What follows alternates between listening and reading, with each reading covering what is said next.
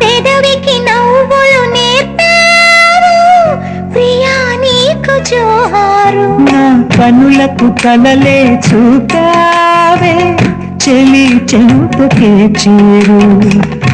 ఎదే ఉండిపో నా మదిలో నిండిపో శుభమై సఖిమై. మన కలయిక కథలుగా సాగాలి, మన కథ ఒక చరితగా వెలగాలి.